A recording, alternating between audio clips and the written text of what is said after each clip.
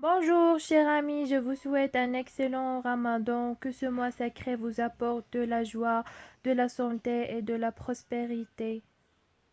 C'est la troisième vidéo du droit constitutionnel, ce qui concerne le deuxième chapitre, c'est la Constitution.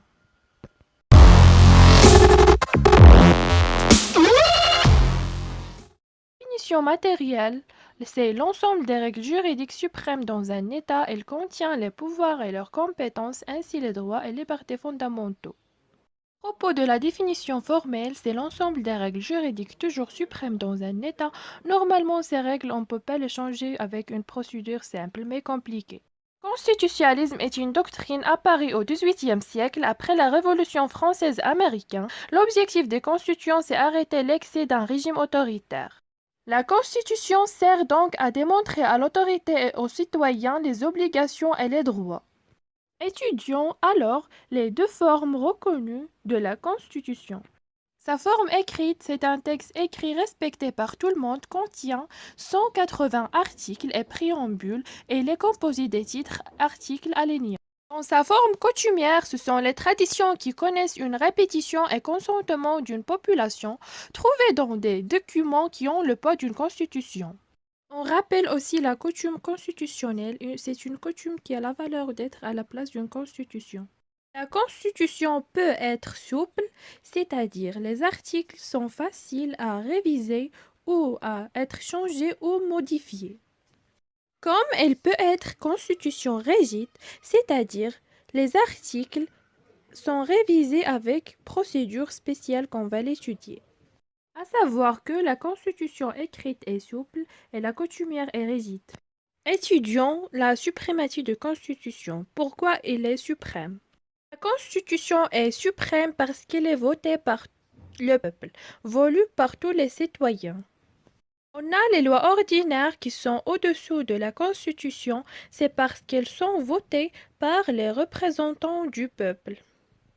Les lois ordinaires et les règlements, de même que les conventions internationales, devraient être toujours conformes à la Constitution. La Constitution est donc un document sous forme de contrat entre gouvernants et gouvernés. Son but, c'est chaque citoyen doit savoir ses droits et ses obligations.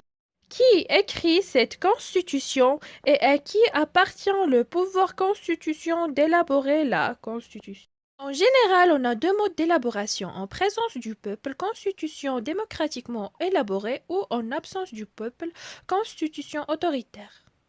La constitution est élaborée démocratiquement par une commission constituante élue par le peuple. L'intervention du roi est à la dernière minute.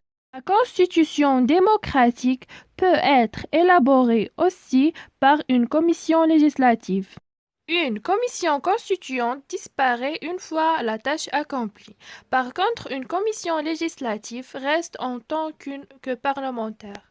Le deuxième mode d'élaboration, la constitution autoritaire, on exclut l'intervention du peuple. Il peut être soit par la technique d'octroi ou la technique du contrat.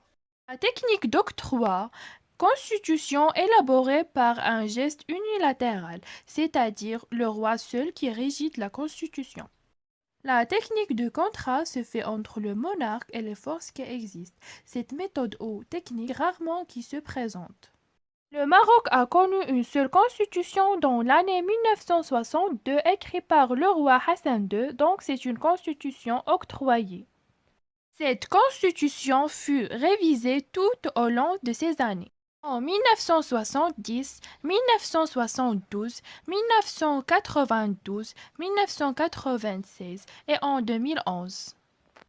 La Constitution est élaborée par un être humain, donc il ne peut pas être parfaite. Il se révise et il se contrôle. Comment se fait cette révision et ce contrôle?